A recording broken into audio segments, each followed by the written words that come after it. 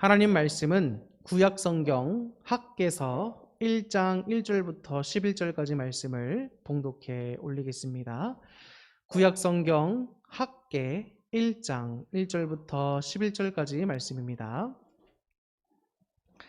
다리오 왕 제2년 여섯째 달 곧 그 달 초하루에 여호와의 말씀이 선지자 학개로 말미암아 스알디엘의 아들 유다 총독 스룹바벨과 여호사닥의 아들 대제사장 여호수아에게 임하니라. 이르시되 만군의 여호와가 이같이 말하여 이르노라. 이 백성이 말하기를 여호와의 전을 건축할 시기가 이르지 아니하였다 하느니라. 여호와의 말씀이 선지자 학개에게 임하여 이르시되 이 성전이 황폐하였거늘 너희가 이때에 판벽한 집에 거주하는 것이 옳으냐. 그러므로 이제 만군의 여호와가 이같이 말하노니 너희는 너희의 행위를 살필지니라. 너희가 많이 뿌릴지라도 수확이 적으며 먹을지라도 배부르지 못하며 마실지라도 흡족하지 못하며 입어도 따뜻하지 못하며 일꾼이 삭을 받아도 그것을 구멍 뚫어진 전대에 넣음이 되느니라. 만군의 여호와가 말하노니 너희는 자기의 행위를 살필지니라. 너희는 산에 올라가서 나무를 가져다가 성전을 건축하라. 그리하면 내가 그것으로 말미암아 기뻐하고 또 영광을 얻으리라. 여호와가 말하였느니라. 너희가 많은 것을 바랐으나 도리어 적었고 너희가 그것을 집으로 가져갔으나 내가 불어버렸느니라. 나 만군의 여호와가 말하노라. 이것이 무슨 까닭이냐. 내 집은 황폐하였으되 너희는 각각 자기의 집을 짓기 위하여 빨랐음이라. 그러므로 너희로 말미암아 하늘은 이슬을 그쳤고 땅은 산물을 그쳤으며 내가 이 땅과 산과 곡물과 새 포도주와 기름과 땅의 모든 소산과 사람과 가축과 손으로 수고하는 모든 일에 한재를 들게 하였느니라. 아멘. 네, 할렐루야. 오늘 이렇게 주일 예배에 참석하시고 온라인 예배를 함께 하시는 우리 여러분 모두에게 주님의 은총이 함께 하기를 축복합니다. 학개서를 우리가 오늘 살펴보게 될 텐데요. 학개서는 짧은 예언 4편이 담겨 있는 책입니다. 학개가 여호와 하나님께 4개월간 이 4편의 예언을 받고 백성들에게 전달을 했던 내용이 담겨 있습니다. 이 학개의 4가지 예언의 주된 내용이라고 한다면 성전 재건 사업을 다시 시작해야 한다는 겁니다. 그래서 성전 재건 시작에 대한 어떤 그런 당위성 이런 것들을 제시하고 있고, 그리고 지치고 낙심된 이스라엘 백성들의 마음을 위로하고 또 용기를 북돋아주고 다독이며 격려하는 그런 내용이 담겨 있습니다. 그러면서 주의 일과 성전을 완공했을 때에 나타날 영광이 어떤 것인지를 밝히면서 소망하며 바라보게 하고 있습니다. 그리고 하나님의 일을 또 하나님을 대적하는 이방인들에게 심판하시겠다라고 하는 내용이 담겨 있습니다. 그래서 하나님의 일을 감당하는 백성들은 그 사명을 온전히 감당을 해야 하고 앞으로 모든 것에서 복을 주시고 또 대적자들을 심판하실 주님께 소망을 두며 맡은 일을 잘 감당해야 한다는 내용이 담겨 있습니다. 4개월 동안 하나님의 예언을 받고 그 예언을 백성들에게 전하는 사명을 감당했던 이 학개 선지자는 성전의 기초만 다지고 방치되었던 그런 성전을 백성들이 다시금 집중해서 바라보고 재건하는 일을 할 수 있도록 하는 일에 온 힘을 다 쏟게 되었습니다. 그래서 16년 동안이나 성전 재건 사업이 멈춰 있게 되었는데 이 학개 선지자의 예언을 통해서 백성들이 다시 힘을 얻게 되고 24일 후입니다. 예언을 받고 24일 후에 드디어 성전 재건을 다시 착수하게 되고 4년 만에 모두 이루게 되었습니다. 학개에게 처음 하나님께서 말씀하셨던 그 날이 구체적으로 적혀 있습니다. 바로 6월 1일이었습니다. 이스라엘에서는 매월 첫날, 즉 월삭이라고 하죠. 이 매월 첫날에는 항상 여호와께 수송아지 2마리, 또 흠없는 1년 된 순양 7마리 이렇게 특별한 제물을 드리면서 하나님께 헌신을 다짐하는 날로 드렸습니다. 그런데 그 6월 1일, 즉 월삭, 하나님께 제물을 드리며 헌신을 드리기로 작정하는 이날에 하나님께서 학개에게 주신 예언을 학개가 백성들에게 선포했다는 것입니다.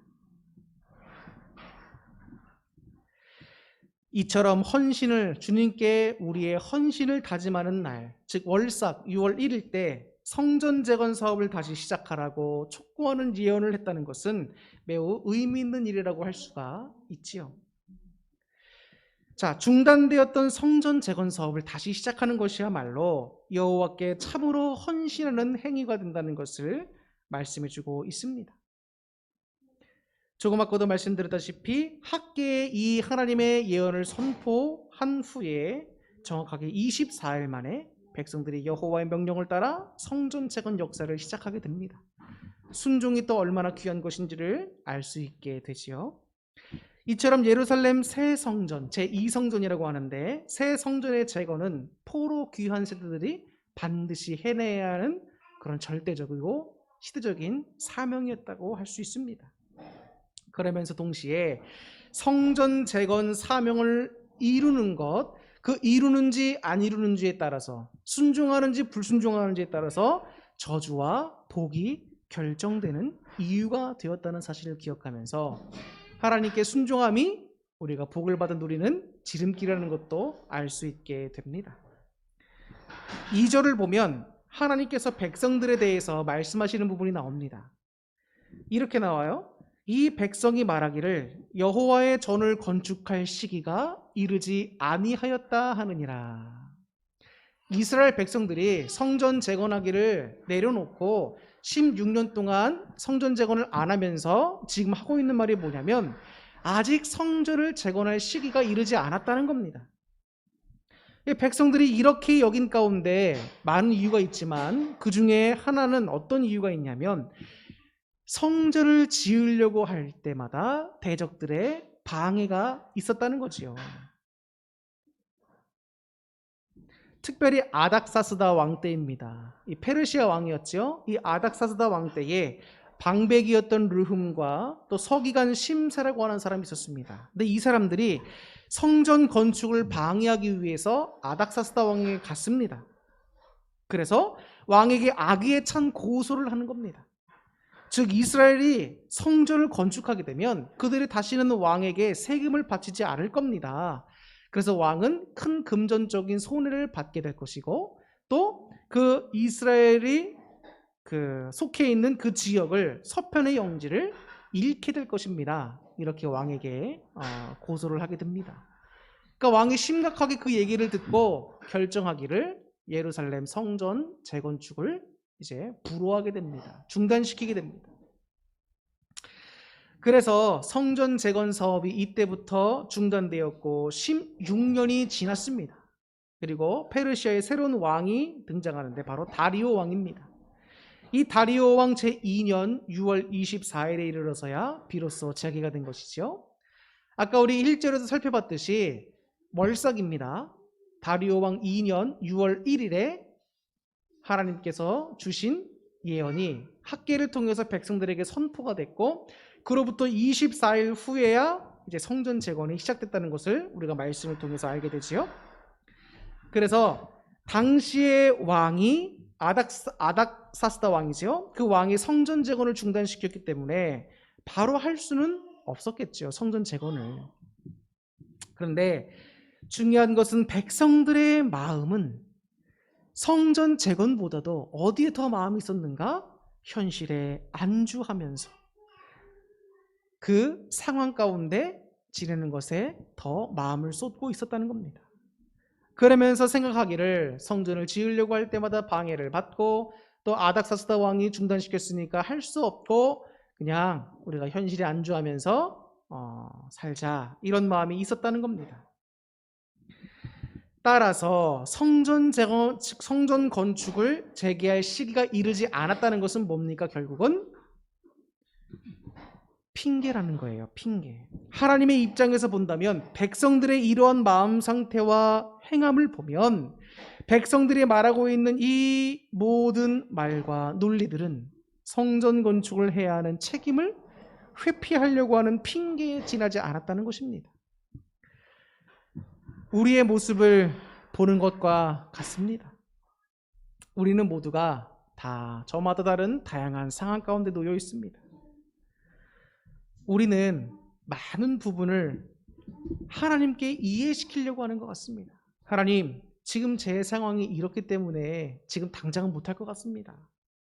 이래서 못하고 저래서 못하고 이래서 지금은 당장 어려울 것 같습니다. 그래서 하나님, 죄송합니다. 조금 더 시간을 주십시오. 우리는 이렇게 말하는 경우가 너무나 많습니다. 하나님께 우리의 상황을 이해시키려고 한다는 경우가 많지요. 사실 하나님은 어떤 분이십니까? 우리의 모든 상황을 우리보다 더 먼저 하시고 누구보다 더 잘 알고 계시는 분이 바로 우리 하나님이십니다. 그런데 굳이 우리가 주님께 이러한 저러한 변명을 할 필요가 있을까? 이런 생각을 듭니다. 학개서를 통해서 깨닫게 되는 것은 무엇이냐? 주신 사명은 반드시 이뤄야 한다는 것입니다. 데려가세요, 사모님. 하나님께서 우리에게 주신 사명은 반드시 이뤄야 하는 것이고, 하나님은 우리의 변명이 아니고 우리의 진실된 마음과 행하는 믿음을 원하신다는 것입니다. 그것이 오늘 학개서를 통해서 우리에게 주시는 교훈이라 할 수 있습니다. 주를 향한 진실된 마음과 행하는 믿음, 이것을 위해서 하나님의 백성이라면 어떻게 해야 할까? 현실적으로 아무리 분주하고 또 중대한 일에 직면해 있다 할지라도 하나님과 교제하는 시간을 가져야 합니다. 하나님으로부터 선포되는 말씀을 들어야 합니다. 하나님 앞에 자기를 돌아보고 하나님의 뜻을 깨닫고 하나님 앞에 헌신을 다짐하고 하나님의 인도를 구하는 시간을 우리는 반드시 가져야 합니다. 4절에서 우리에게 보다 명확하게 교훈해주고 있습니다. 4절에 이렇게 말씀해주고 있습니다. 이 성전이 황폐하였거늘 너희가 이때에 판벽한 집에 거주하는 것이 옳으냐? 포로 귀환 후에 성전 재건 사업을 백성들이 시작했습니다. 그렇지만 대적들의 방해 공작 때문에 성전은 지대에 놓는 일까지만 진행이 되고 멈춰지게 되었습니다. 즉 여호와의 성전은 황폐한 상태 그대로 남겨져 있었다는 것이지요. 성전은 완전히 파괴돼서 비를 맞고 서리를 맞고 황폐해져 내버려져 있는데 백성들은 지붕과 벽이 완벽하게 구비된 집에서 거주하면서 아직은 성전 건축할 때가 아니다 이렇게 변명만 늘어놓으면서 편하게 지내고 있는데 여러분, 그 모습이 얼마나 불신앙적인 것이고 또 하나님을 향한 헌신과는 거리가 먼 것인지를 우리에게 절실히 말씀해 주고 있다는 것입니다. 오직 자신들만을 위한 이기적인 삶을 살고 있는 백성들의 모습을 통해서 오늘날 우리들의 모습을 점검해 보게 됩니다. 5절과 7절에서 동일한 말씀이 반복되어 나옵니다. 자기의 행위를 살필지니라. 이어지는 8절에서는 산에 있는 나무를 가져다가 성전을 건축하라고 말씀해 주고 있습니다. 여기서 우리가 눈여겨봐야 할 부분이 있는데 바로 산에 있는 나무를 가져다가 성전을 건축하라는 것입니다. 산에 있는 나무가 뭡니까? 뭐 어디 좋은 거 비싼 거 가져오지 말고 주위를 둘러보면 다 산이잖아요. 그런데 그 산에 있는 나무를 가져다가 성전을 건축하라는 겁니다. 학자들이 말합니다. 제2성전 재건에 사용된 나무는 감람나무, 또 화석류나무, 종려나무였다고 합니다. 그런데 이것은 무엇이냐? 이 나무들은 당시 주변 산에서 흔하게 접할 수 있고 구할 수 있는 나무들이었다는 거예요. 하나님께서는 품질이 좋고 비싼 백향목 같은 나무를 사용해서 성전을 건축하려고 백성들에게 요구하지 않으셨습니다. 그냥 주위에 있는 산에서 너희들이 구할 수 있는 나무를 가지고 성전을 지으라고 말씀하고 있는 겁니다. 하나님께서 중요하게 여기시는 것은 어떤 비싼 재료라든지 또 얼마나 화려하게 성전을 짓는 것이라든지 이런 것이 아니라는 겁니다. 외향적인 것이 아니고 하나님을 향한 마음과 하나님의 말씀에 얼마나 잘 순종하는지를 더 귀하게 여기신다는 것입니다. 그리고 하나님은 우리가 없는데 그것을 오버해서 막 하나님께 드리려고 요구하지 않습니다. 출애굽 당시에도 하나님은 이스라엘 백성들이 나중에 성막을 짓는 데 필요한 예물들을 이미 애굽인들로부터 다 취해서 가지고 나오게 만드셨습니다. 자기들이 가지고 있는 한도 내에서 하나님께 마음으로 그 물질을 드리며 성막을 짓게 만드셨죠. 바로 그것입니다. 하나님은 우리의 마음과 주를 향한 행위 있는 믿음을 원하시는 것입니다. 그래서 여러분, 우리가 어떤 교회의 외형적인 부분이라든지 혹은 좋은 재료를 썼고 비싼 부분이 뭐가 들어갔는지를 보는 것이 아니라 이 성전에 하나님이 임재해 계시는가, 또 우리의 믿음과 또 우리의 행위가 살아있는가, 이런 것들을 늘 주님 앞에서 살펴봐야 한다는 것입니다. 너무 안타까운 것이 있는데 많은 믿는 사람들 가운데 어떤 분들은 작은 교회에는 하나님이 계시지 않는다, 하나님이 역사하시지 않는다라고 말하는 분이 있습니다. 제가 한번 그 얘기를 듣고 깜짝 놀랐습니다. 하나님이 계시면 교회가 부흥해야지 왜 부흥하지 않느냐, 작은 교회는 하나님이 안 계시다, 이렇게 말하는 거예요. 근데 그 말이 얼마나 교만한 말인지, 얼마나 무지한 말인지 좀 깨달았으면 좋겠습니다. 하나님은 또 언젠간 그 영혼을 만져주시고 다듬어 주셔서 깨닫게 해주시겠죠. 하나님께서는 여러분, 이 전을 세울 때 사람이 세운 것 같지만 여러분, 사람이 세운 것이 아니고 하나님이 세우신 겁니다. 하나님의 뜻과 계획이 있으셔서 비전교회들도 존재하는 것이고 대형교회들도 존재하는 것입니다. 그 하나님의 뜻을 감히 우리가 어떻게 함부로 평가하면서 비전교회, 작은 교회는 하나님이 안 계시다라고 교만하게 말할 수 있습니까? 오늘 본문에서도 마찬가지입니다. 하나님은 성전의 외양이 중요한 것이 아닙니다. 크고 작은지가 중요한 게 아니고 얼마나 아름다운지가 중요한 것이 아니란 말입니다. 그 성전에 하나님이 계신지가 중요합니다. 더 나아가 그 성전에 임재하신 하나님과 백성된 우리가 온전한 관계를 맺고 있는지가 중요한 것입니다. 교회가 중요한 이유가 바로 여기 있는 것이지요. 하나님의 임재가 있는 곳, 그것이 어디입니까? 바로 이 전 교회입니다. 백성된 우리가 하나님과 교제를 나누며 영적인 생명력을 얻을 수 있는 곳이 어디입니까? 바로 영적 처소가 되는 바로 이 교회입니다. 학교에서 말씀을 읽을 때마다 우리 자신도 성전인데, 성전이로서 우리 자신과 성전의 주인이시고 그 안에 임재하여 계시는 여호와 하나님과의 관계는 어떠한가? 현재 자신들의 상태를 점검하며 돌아보실 수 있기를 바랍니다. 8절 중반절부터 보면 이런 말씀이 있습니다. 성전을 건축하라. 그리하면 내가 그것으로 말미암아 기뻐하고 또 영광을 얻으리라 라고 말씀해주고 있습니다. 백성들이 포기하고 있던 성전 건축 사명을 행하고 완료해서 완성된 성전이 된다면 화려하지 않더라도 예전 제1성전 즉 솔로몬 성전 때보다 화려하지 못하더라도 하나님께서 그것으로 말미암아 기뻐하시고 영광을 받으시겠다라고 말씀해주고 있습니다. 얼마나 귀한 말씀인지 몰라요. 당시에 제2성전이 지어졌을 때 그 초라한 모습, 제1성전과 비교했을 때 초라한 제2성전을 보면서 일부 사람들은 야, 이거 망한 거 아니냐, 이거 이래가지고 하나님이 기뻐하시겠느냐, 이러면서 백성들의 마음을 위축시켰던 사람들도 있습니다. 그런데 하나님께서는 비교하지 아니하시고 백성들의 마음이 들어가고 행함과 순종이 들어간 그 제2성전을 완공했을 때 어떻게 하시겠다? 기쁨으로 받으시고 그 성전으로 영광을 얻으시겠다라고 말씀해 주고 있습니다.